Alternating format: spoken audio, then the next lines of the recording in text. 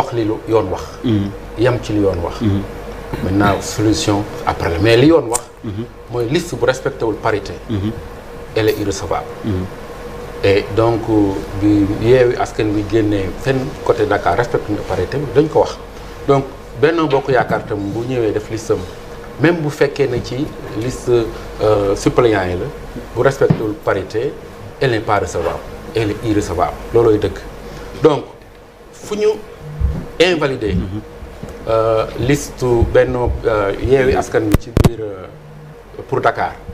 la ñu war a invalider liste Benno Bokk Yaakaar au niveau national. La loi elle est la loi et reste la loi mënuñu ko appliquer ñii bàyyi ñii on ne doit pas faire une disons application sélective de la loi. loolu mooy sama wax ci mbir mi et direction générale des élections est tenue d'invalider la liste de Benno Bokk Yaakaar.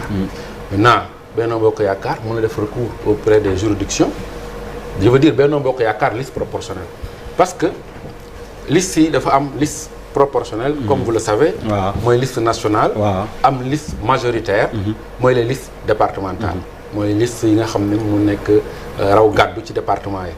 pour Yewwi Dakar pour Benno Bokk Yaakaar liste majoritaire am liste proportionnelle am maanaam bi nga xam ne fa la ñuy def ñoom Mimi Touré ba ci yu war a jël 53% des 53 députés yi boo xoolee 53 députés yi moom la ñuy fal ci liste proportionnelle oui. 112 députés yi la ñuy fal ci liste raw gàddu raw gàddu ci département yi y compris les 15 de la diaspora donc liste mën nga ko respecter ci département benn bañ ko respecter ci benn département liste nationale rek moo obligatoire tamit boo xoolee am na ñoo xam ne def nañ liste nationale au niveau de ces élections comme ñoom Pape Djibril Fall ñoom aar am département yëpp lañ teew mais liste nationale moom elle est obligatoire. liste départementale moo mën a bañ a nekk. boo xoolee Yewwi tamit Yewwi Askan Wi sax nekkul dans tous les départements. c'est dans 28 départements lay nekk wàllu ñoom organisation boo leen defoon. et c'était une bonne initiative d'ailleurs. alors donc man li ma ci gis mooy dëgg mooy mujj quoi parce que tey jii bi ñu waxee génnee ñaawlu liste Yewwi li ci amoon na coow lu bari alors mais dëgg. fu mu toll lañ ko nar a wax liste Benno Bokk Yaakaar gis nañ ne il faut saluer aussi le travail fait par Déthié Fall que je salue au passage moi j'ai eu à communiquer beaucoup avec Déthié Fall que je respecte beaucoup parce que bi affaire bi amee woo na man téléphone on a discuté on a échangé ma ne ko bu affaire ban amee bi affaire Yewwi bi amee cool yi am dañ ko falsifié wuñ ko man je lui ai dit tôt ou tard dëgg gi na feeñ parce que comme article 177 bi ci code bi boo demee alinéa bi ci mujj dafa wax ne liste yi buñ ci paree coalition bu nekk am nga droit am liste su keneen te liste yi du doon rek ministère de l'intérieur moo ko yore Sénat ci am copie donc boo waxee lu dul dëgg tam tôt ou tard day feeñ oui waaw moom on a discuté le dimanche muy ku ma naw le lundi il a fait une sortie wax exactement que effectivement erreur bi fii la jógee après la ñu bàyyi chargé DG Sonko aussi a fait une sortie wax li am ñu bàyyi DG parce que waruñu fragiliser suñu institution la preuve tey il a fait un travail remarquable lu tax parce que bi mu ñëwee xool dafa laajte liste yi loolooy liggéey c'est-à-dire que élection du caaxaan boo ciy nekk da ngay liggéey alors bi mu ñëwee dafa laaj comme ni ko loi bi mayee ci article 177 alinéa dernier alinéa dafa laaj ñu jox ko liste Benno yi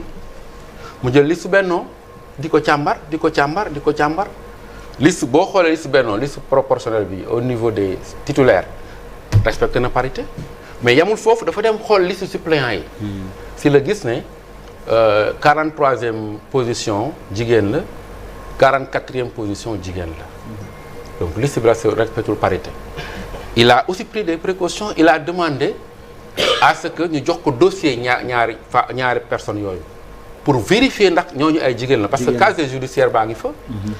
extrait de naissance ñooñu mu ngi fa et il peut arriver que mu am mun na am turu jigéen te casier ba boo xoolee certificat bi muy góor il est allé vérifier ba mu wóor ko ne ñii ay jigéen lañ mu xool lan moo ci étape bu ci topp mooy ndax am na droit constater loolu commission bi yoon may na ko mu def PV commission bi constaté ko alors donc loolu mooy dëgg mooy liggéey après lan moo ci nar a am lii yoon fu ñu invalider donc liste Yewwi Askan Wi à Dakar à la proportionnelle à la majoritaire war nañ fa invalider liste Benno Bokk Yaakaar au niveau national donc à la proportionnelle au niveau national parce que respecté wul parité bi quand bien même c'est au niveau de la liste des suppléants donc loolu mooy sama position ci mbir mi nañu nangu di waxante dëgg muy metti muy naqari muy neex nañuy waxante dëgg sénégalais yi et man du ma ci jóg loolu laa ciy wéy di ko def ndax Sénégal rek ñu ñor